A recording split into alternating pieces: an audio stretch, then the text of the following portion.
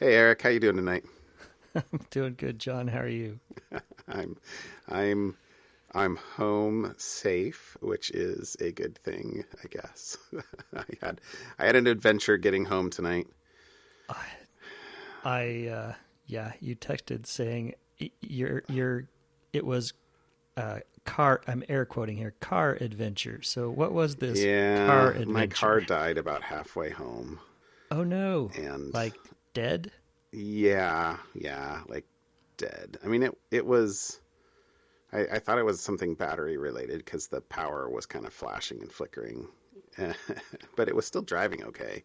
And then about three quarters of the way home, the engine started kind of going weird, like surging and, well, whatever the opposite of surging is, where it's like losing power instead of gaining power.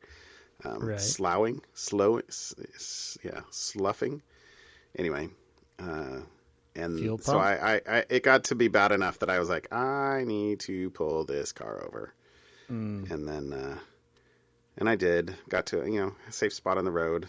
But then I knew if I turned it off, it wouldn't start, and it didn't start. So I called, I had no tools. I have nothing in the car. So I called roadside assistance and said, hey, I need a tow. And then I sat in the car for an hour waiting for them to tell me what the ETA was. And so then I called them back and was like, expected a text saying when you'd be here. And they were like, well, we still have an agent trying to get you a tow. And I was like, well, that sucks. So I said, how about you do an unattended tow? And Shirley came and picked me up because it wasn't really far from our house. And Right. then since they still hadn't texted, I was like, well, I'm sure it's a battery. So why don't you just take me back? Let's see if we can jumpstart it and, get enough power to go. Let me clean off the battery terminals and see if jumpstarting it works and we can get enough power to go home. But we couldn't. So then I was like, well, I'm sure it's the battery. So we ran into AutoZone and got a new battery and put the battery in. And then it drove home okay, but it was still problematic. So I pulled into my mechanic, who's my neighbor basically, and he happened to be sitting out in his garage looking strangely at the car pulling in, and I'm like, hey, I need you to look at my car. So I anyway, that was my adventure. So I didn't get home until by the time we were practically supposed to be recording. So anyway, that was my adventure. And it's okay. So it's alternator. I'm sure it's the alternator. Alternator. Yeah. There you go. How was the weekend? Do anything exciting? I don't remember. Oh, well, my normal thing would be fencing because that's our current weekends these days. But I've also got my latest project half built, which is a solar wax melter, because I have all this beeswax that I need to melt, and the best way to do that is actually to let the sun melt it.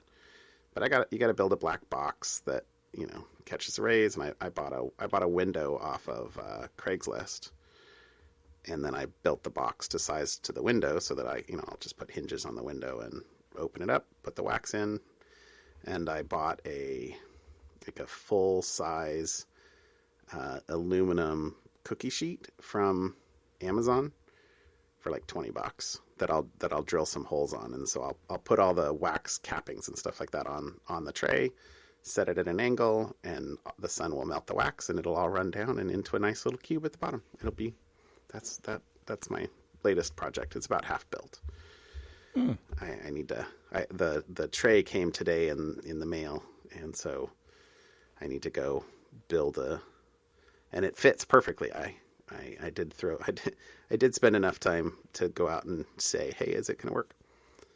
It's big enough. It's one of those like a full, I think they'd be considered a full sheet, which does not actually fit in our oven. But I don't care because I'm going to drill holes in it, and It's never going in the oven anyways. It's never going in the oven. But that was cool. That was fun. Cool. How about you? Oh, I know what you did. Yes, this was my annual Mount St. Helens hike, That's right. climbing the volcano. So we had a group of 16 this year. You know, we started out with just me and a buddy, and the group has slowly gotten bigger and bigger as word has got out that Eric organizes a hike every year. So I didn't realize you were the organizer. I thought I don't know. I guess I didn't know what I thought. I knew it was Eric goes on a hike, but I thought it was Eric goes on a hike and these other guys just kind of follow along. It's kind of the opposite. Everybody else hikes and Eric follows them up the hill because Eric's the slow one. But you made it. Yeah, I made it, and it gets, you know, I've done it enough now. This was I finally figured out the math on when it was by looking at when the pictures actually started and going back and looking at calendars. This was year 10.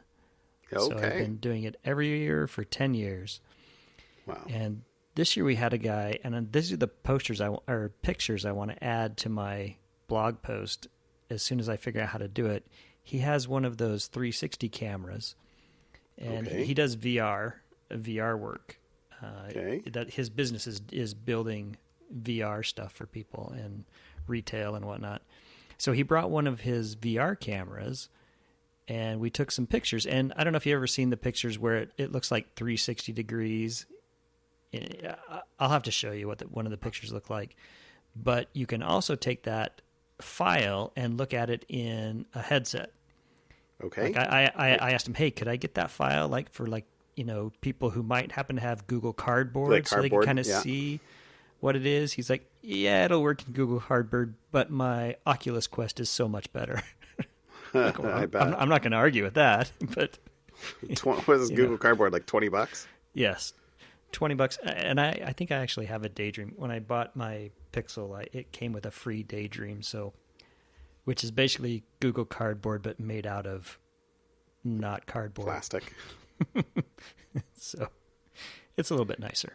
But it's still, you plop a phone and you put your phone in portrait mode and or landscape mode and stare at it. So we'll see. We'll see. So you haven't seen it. You haven't seen it like that yet. I have not seen it in the headset yet. I actually was just texting him earlier tonight because I was like, hey, do you mind if because I posted it to my private Instagram, which just kind of family and a few friends, just kind of a few of the pictures that he had taken. But I wanted to make sure, hey, are you cool with me posting this on a public blog? Because it's his stuff and not my photo. So I was just texting him, making sure he was cool with me doing that. So, and he pointed me to a few places like, I was asking, how do I put on my website a link that someone could then view this in a headset? And so he's going to help me do that. So cool. Hopefully in the next week or so, I will have that up and you can actually see the top of Mount St. Helens in VR. That'd be cool. Anyways, so that was my weekend. That was my excitement for the weekend, was hiking Mount St. Helens for the 10th time. And, well, not come to the top 10 times. There were 2 years where the weather turned us around, but yeah, the 10th year I've attempted, 8th success to the summit. Very nice. Very nice. Yeah, that's cool. Maybe by your 20th, I'll actually go with you. That'd be fun. I'm not sure. One of these years you ought to come. You can make it up with the other people who have gone. That I've seen people chain smoke to the top, and I think you're in better health than a chain smoker. So you'd be fine. I'm sure I'd be fine. But that's cool. All right. Well, I'm glad you had a good weekend. It's definitely fun. We're definitely heading into fall here in the great state of Oregon. Yes. The drips have started, and the rain has begun. Little squalls came through. Yeah, I think Sunday when we were just about done working, and I've got like 4 staples left to put in or something like that, and it started raining like really hard. Just a little bit, and then like kind of came down really fast. Only for like 5 minutes, and then it stopped again. And we finished, and I went inside, and then it like totally came down. I figured that was my warning warning shot across the bow of finish up, because here it comes. We were watching the dark clouds Right. coming. Like we were working faster and faster. Like, come on, they're coming. It's anyway. That's pretty funny. Yeah. Yeah. So I threw a couple things in follow up. We've got a whole bunch of follow up actually. I think We can zip through today. it. Yeah. We don't have to dwell on it, but one thing this would be from I didn't look up the episode number, I'm afraid, when we talked about the whole Supermicro hypothetical Bloomberg story about Supermicro motherboards and stuff like that. That's sort of follow up for that, I guess. But there was a story that has 47,000 Supermicro servers exposing BMC, which is the shoot, I should have looked up what that acronym stands for. It's like Baseboard Management Controller. Thank you. Baseboard Management Controller. It's basically the what's below the OS if you have a built-in Ethernet or something like that, or if it's a manageable thing that you can actually log on to the device while it's powered off. Right. And if servers are exposing the BMC ports on the internet, that's probably not what you want to be doing. No.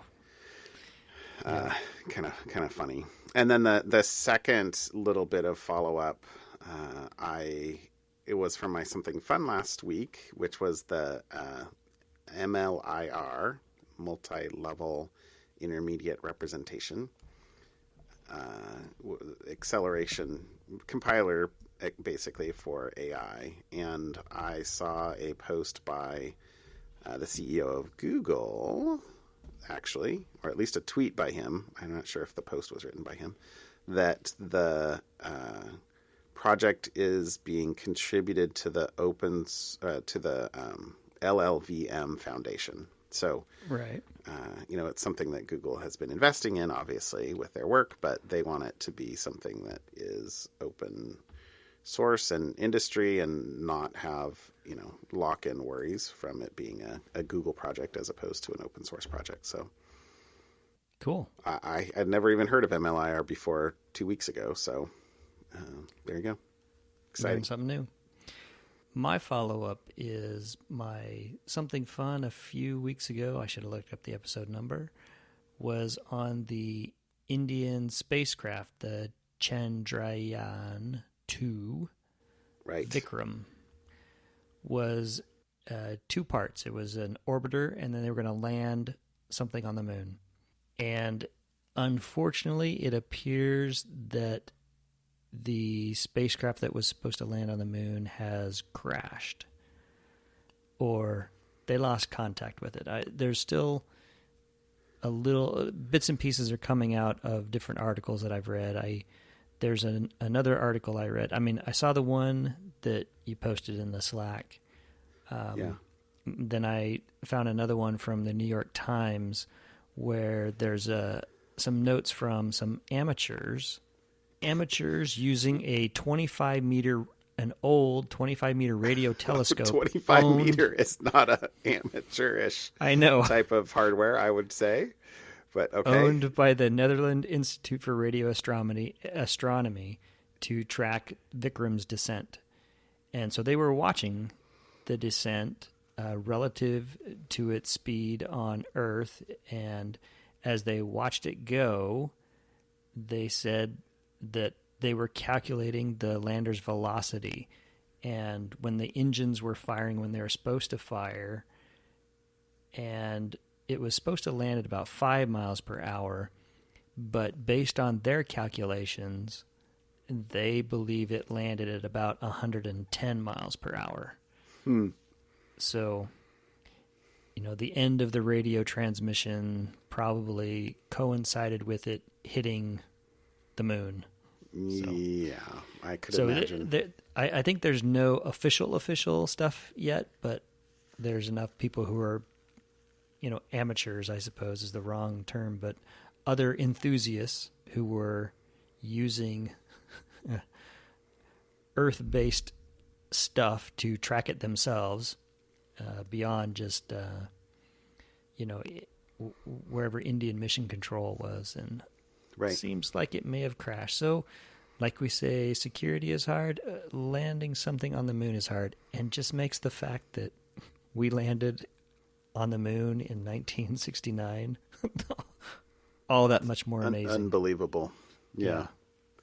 No, I know that I saw I think it was in the first article there, the Atlantic one, that they were hoping to be basically the fourth country to land something on the moon, because there was a earlier this year Israeli craft that also failed. Although China did successfully land on the far side of the moon.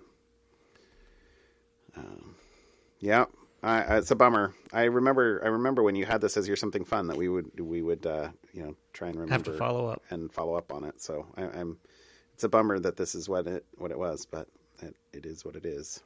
Yep. It is what it is. All right. So hop into some topics. What you got for me tonight? So my topic this week was an IoT thing. I enjoy the IoT things. And this is an IoT radio.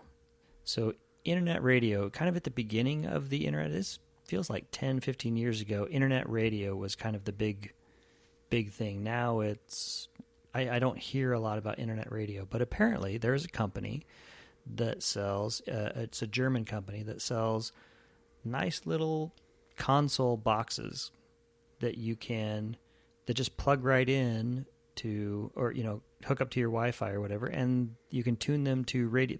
They're like single purpose boxes to play internet radio music. Well, apparently these devices are mostly sold. I haven't seen any here, but they apparently are mostly sold across Europe, and they are based on a version of Linux, like just about every IoT device. And apparently these IoT radios have an undocumented telnet service on port 23 that was open publicly and then could be addressed externally. And not only that, the password was not very difficult to brute force guess. and no throttling on guesses. Correct. And so within 10 minutes, the vulnerability researchers were able to get into these internet radios that were kind of publicly available if people had them hooked up to the internet, and full root access essentially to a Linux box. Wow.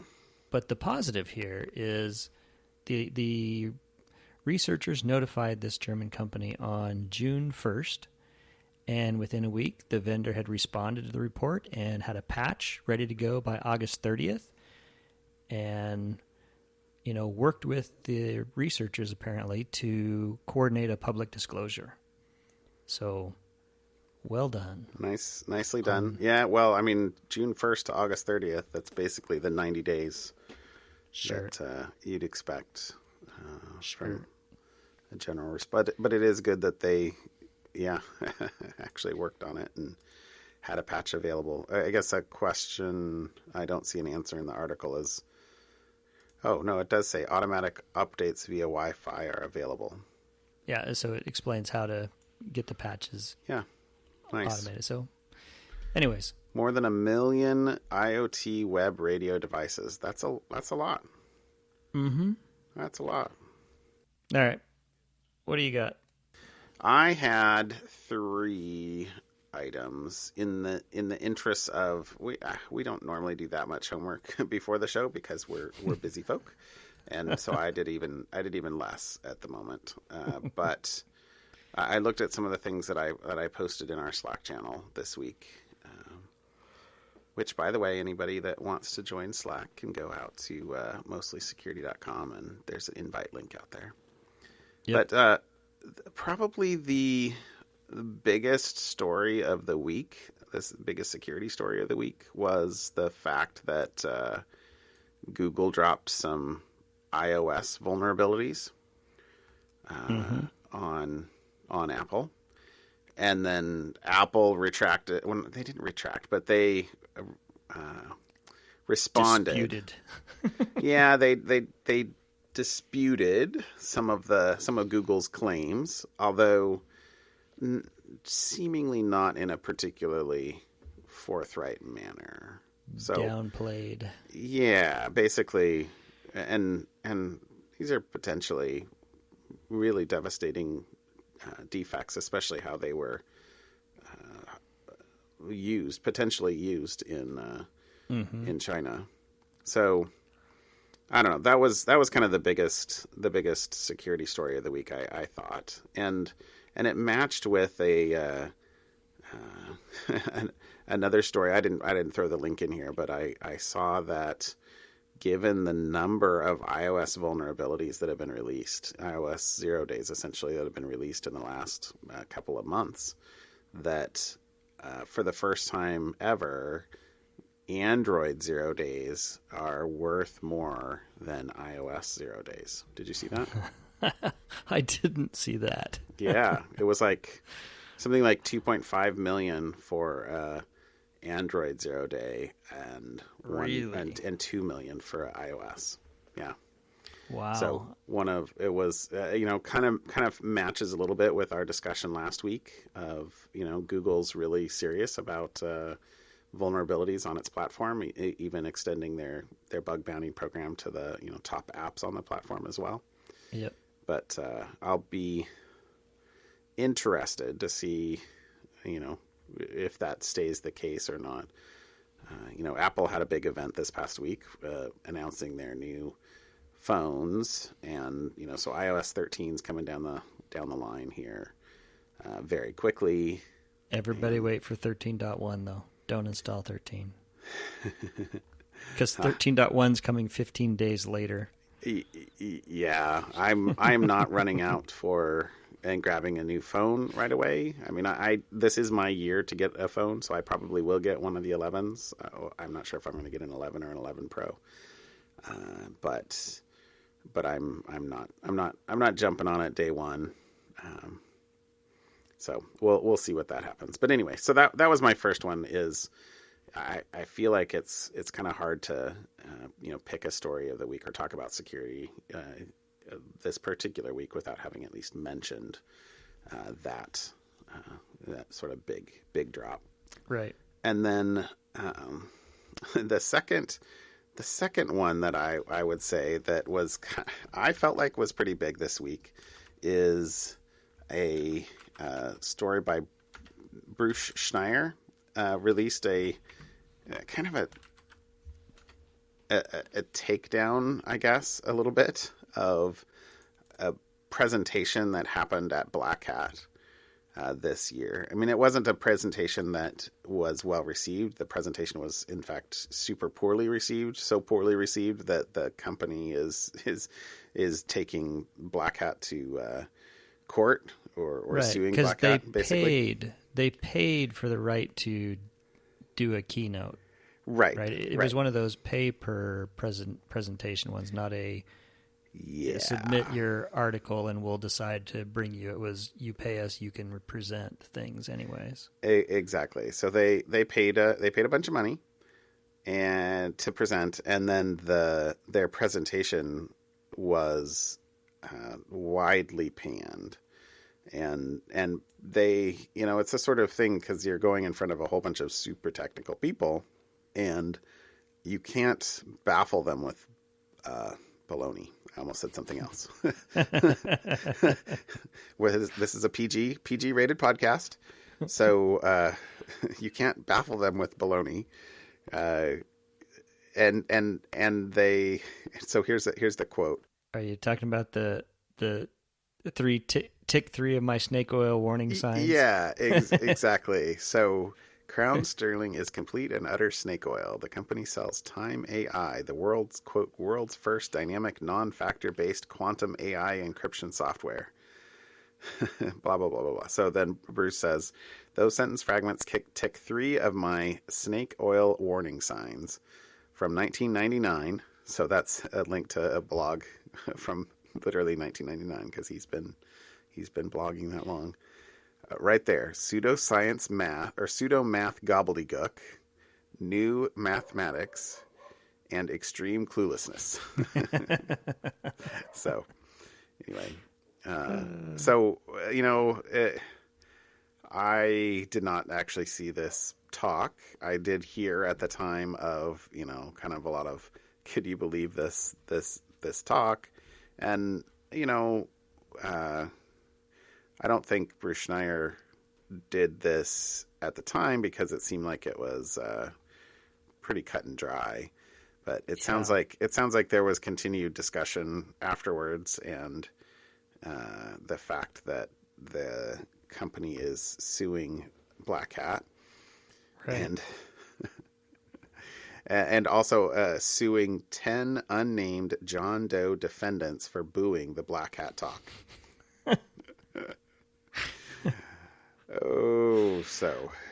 Anyway, I thought that was Bruce Schneier is obviously somebody who I've followed for I don't even remember how long, because of his cryptography books from the 90s, I think.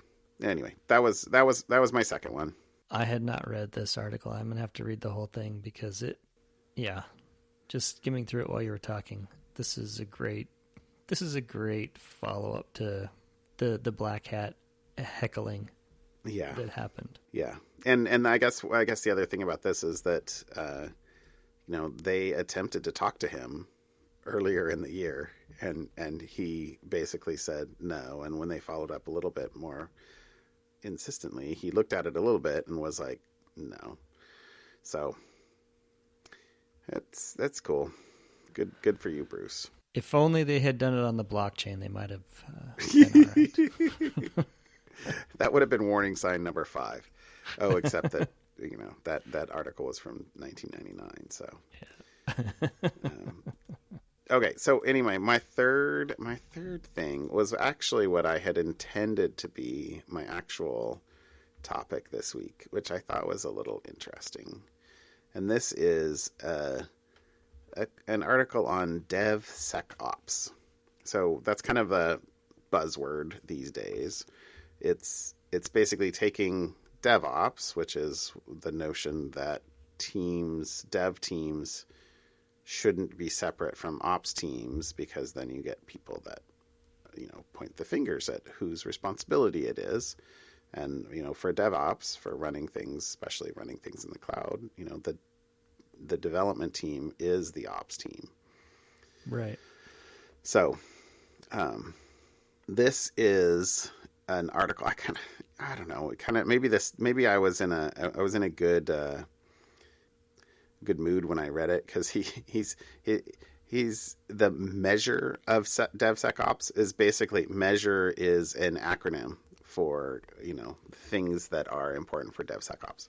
Oh, sorry. I forgot to actually, the point of DevSecOps is you're bringing security into DevOps. So you can't, just like you couldn't have Dev and Ops separate.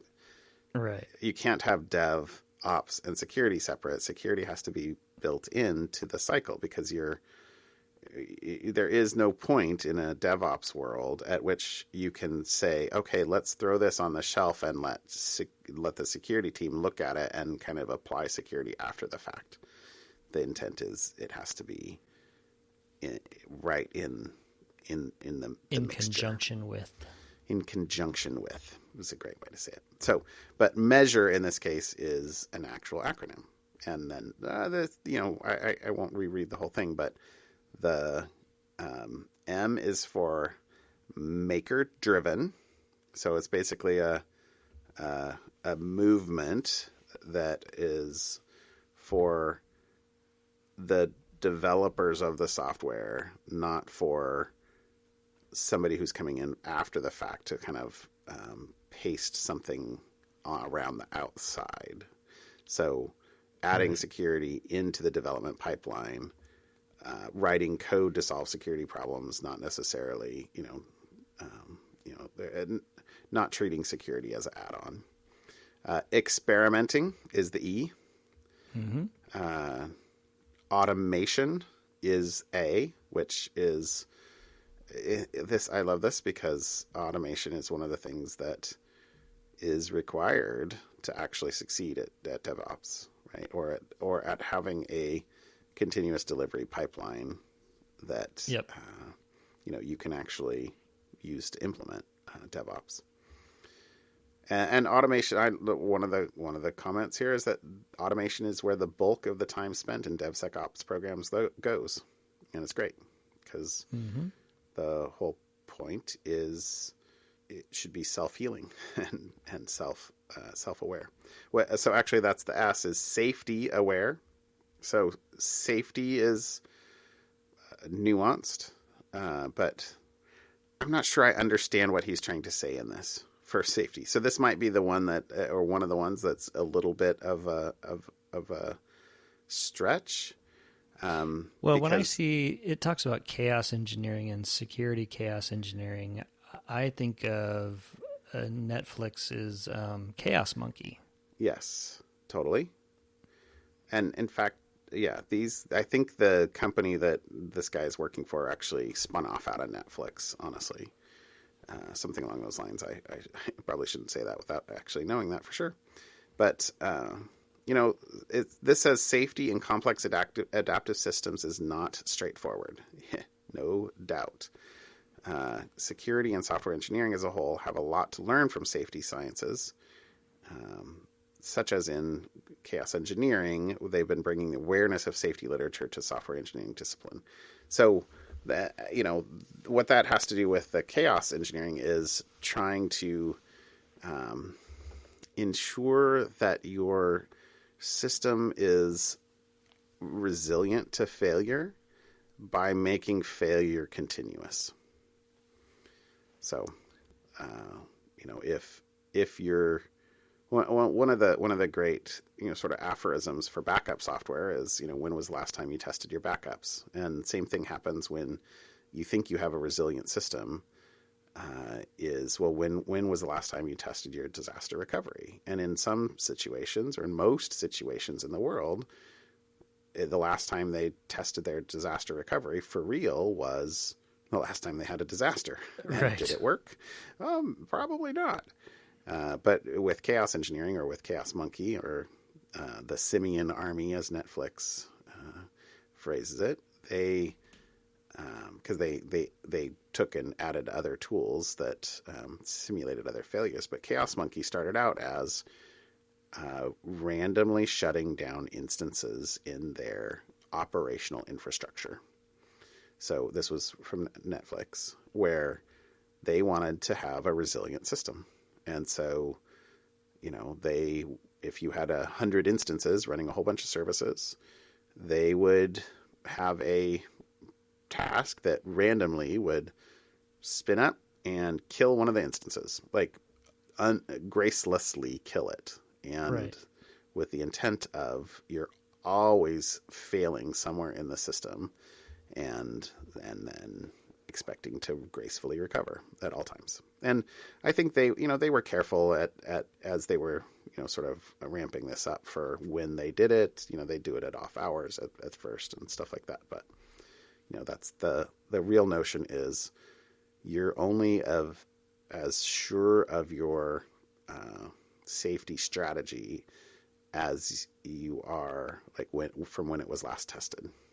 And if you're continuously testing it, you're pretty sure of it. Anyway, so that was the S. The U is unrestrained sharing. I like this because some people think, and many teams in security are still very secretive of how things work and what they're doing. And in places that's really important. So, for example, we just talked about responsible disclosure a little bit earlier. Get it? That's a situation where secrecy between the parties matters. But within an organization in a DevSecOps world, there shouldn't be secrecy between the security team and the dev team. I mean, because they're one and the same. So engineers, the developers, need to be able to answer security questions about what the vulnerabilities or the attack surface is in the application, and how you're preventing it or how you're protecting it. So like that. R is for ruggedization, and this is maybe plays along a little bit with what we just talked about in terms of the chaos engineering. But this he says ruggedization means building defensible software that can withstand attacks from unknown sources. That's not a DR scenario like we were just talking about, but it is a resiliency. Actually, he has a couple of links here that I did not wind up following, at least to the rugged software manifesto, which maybe I'll have to go check that out.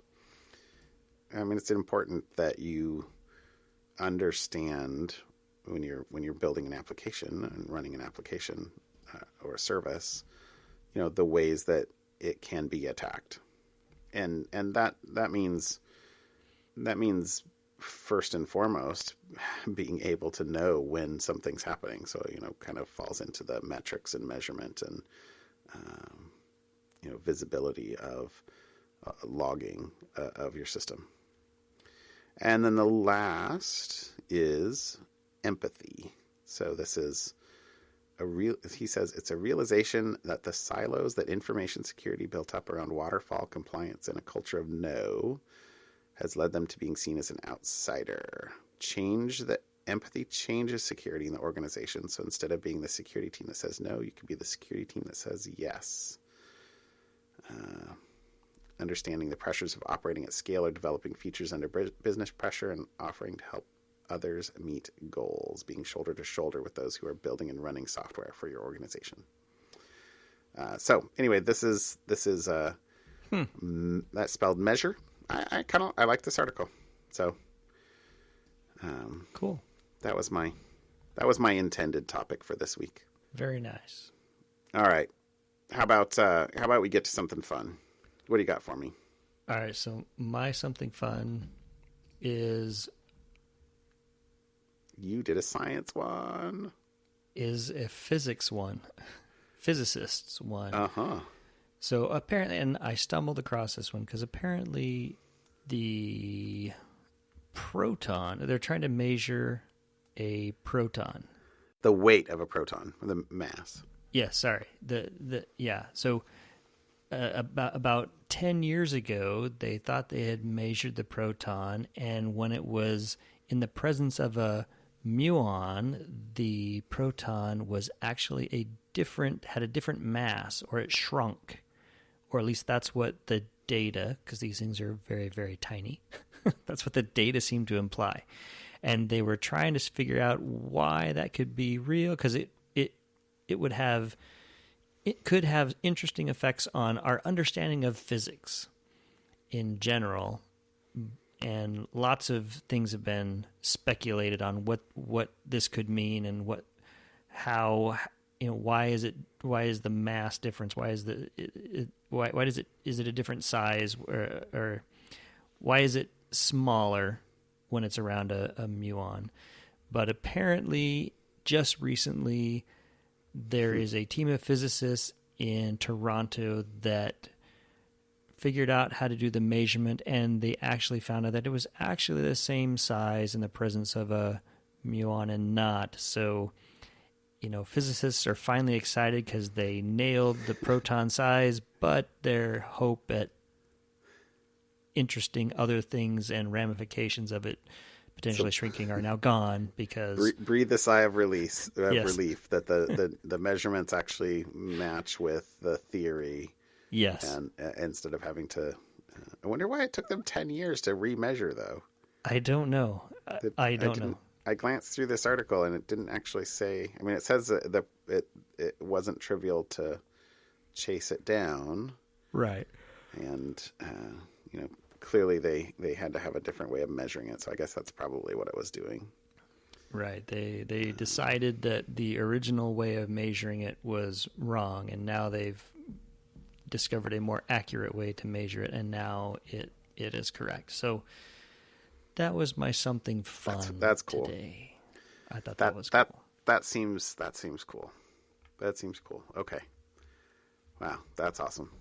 Okay, I don't have anything quite that magnificent.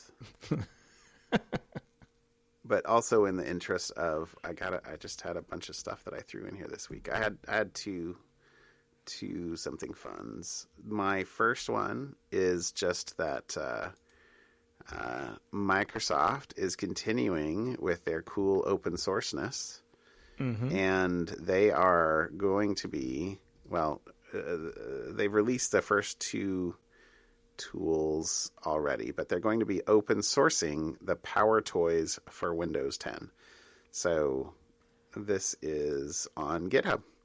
I seem to recall playing with PowerToys years ago. Yeah. I remember installing them a long time ago. Long time ago. In fact, okay, so I just on the GitHub site it says inspired by the Windows 95 era PowerToys project. That sounds familiar. Yeah. So, which had a bunch of utilities. Basically, right. Actually, now I'm on the Wikipedia page. It had 15 tools for power users, including a cab viewer, which was Microsoft's zip file, a cabinet file. I remember that one. Yep. CD autoplay, flexi CD, quick res to change screen resolution, a round clock, X mouse 1.2. It's just a bunch of tools. But the cool thing about this is that Microsoft is going to be open sourcing the PowerToys for Windows 10. And they've released two of them so far, or they're in preview.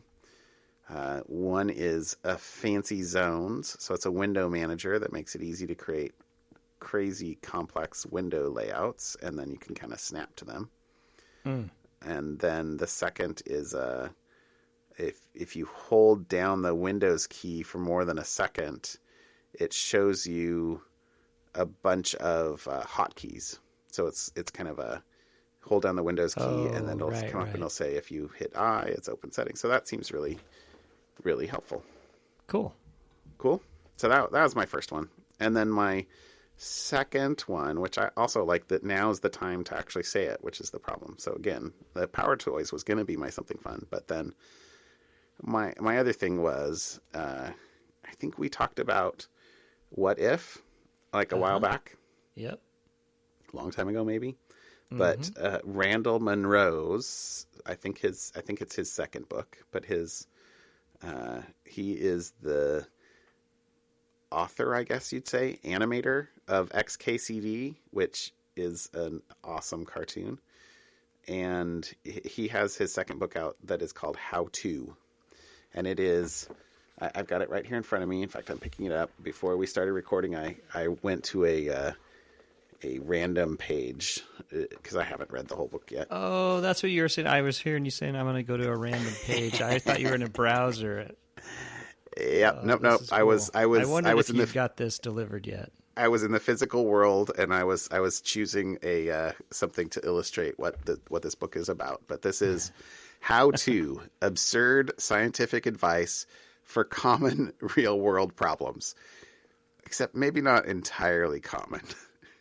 So, what did you randomly open? So I randomly opened to how would you have a flying home? So what if you wanted to have a house that you could have fly? Okay. So moving your entire house by air presents some challenge or some challenges. So the most powerful helicopters in the world can lift between 20 and 50,000 pounds. That's enough to carry the 10,000 pounds of possessions in a medium-sized house, but not the house itself. So if one helicopter can't lift your house, could several? And so he talks about like how you could create a quadricopter basically with having 4 helicopters if they could, and the fact that the U.S. military actually studied it, but so that doesn't actually work. So then he's like, well, maybe you could do it with jets. And so anyway, in the spirit of What If, he has great text here about like what you could do. And so, if you could have jets, how would you calculate how big of jets you would need and how long you could stay afloat. So the hover time is equal to the engine thrust divided by the mass flow rate times gravity times the log of the engine thrust divided by engine weight. So let's see. So for a large modern turbofan engine hovering in place at sea level, the number comes out to a little over 90 minutes. This is great. So that's my real something fun this week is go out and buy How To from Randall Munroe and enjoy that. I will have to do that. I will say that a mutual friend of ours texted me a very confusing message saying, "Hey, How To's available," and I was like, "What?" And then he was like, "Oh, that was a little obtuse." Randall Munroe. And I was like, "Oh, okay, got it." Cool. Okay. Anyway, that's my something fun. I'm sticking to it. Well done. All right. Shall we call it a show? Yeah. Before I start yawning. No yawning. Have a good night, John. Have a good week, Eric. I'll talk to you later. Bye.